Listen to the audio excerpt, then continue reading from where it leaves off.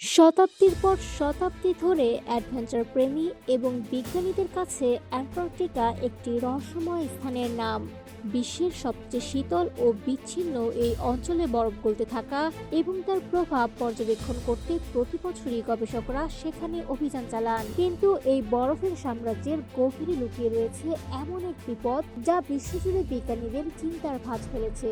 সম্প্রতি গোটেনবার্গ বিশ্ববিদ্যালয়ের অধ্যাপক আনা ওয়াহলিন একটি গবেষণায় এমনই একটি রহস্যময় অভিজ্ঞতার মুখোমুখি হন। পশ্চিম অ্যান্টার্কটিকার ডটসন আইস সেলফ মানচিত্রায়নের জন্য তিনি পাঠিয়েছিলেন রান নামে একটি চালকবিহীন সাবমেরিন।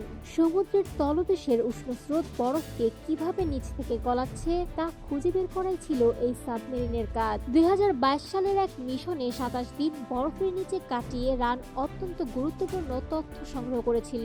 তথ্যে দেখা গিয়েছে বরফের তলদেশে বিশাল মালভূমি ও গভীর গর্ত তৈরি হয়েছে, যা সমুদ্রের নিচে বরফ গলার স্পষ্ট সংকেত। কিন্তু 14টি সফল মিশনের পর আবার যখন রান বরফের নিচে পাঠানো হয়, তখন ঘটে রহস্যময় বিপত্তি। নির্ধারিত সময়ের 24 ঘন্টা পার হলেও সাবমেরিনটি আর ভেসে ওঠেনি। যোগাযোগও বিচ্ছিন্ন, কোনো সিগন্যাল বা ধ্বংসাবশেষ পাওয়া যায়নি।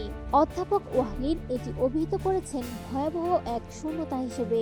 এই ঘটনা শুধু একটি সাবমেরিন হারানো নয়, বরং এটি বড় বিপদের ইঙ্গিত। সাম্প্রতিক গবেষণা বলছে অ্যান্টার্কটিকার চারপাশে সমুদ্র স্রোতের শক্তি ও গতি ক্রমশ কমছে, যা পৃথিবীর আবহাওয়া নিয়ন্ত্রণে গুরুত্বপূর্ণ। ডক্টর বিশাখ দত্ত গায়েন সতর্ক করেছেন, পৃথিবীর এই জলবায়ু ইঞ্জিন ভেঙে গেলে বিশ্বজুড়ে চরম আবহাওয়া এবং ভয়াবহ উষ্ণায়ন শুরু হতে পারে। মহাসাগরের কার্বন শোষণের ক্ষমতা কমে গেলে বৈশ্বিক উষ্ণায়ন নিয়ন্ত্রণের বাইরে চলে যেতে পারে।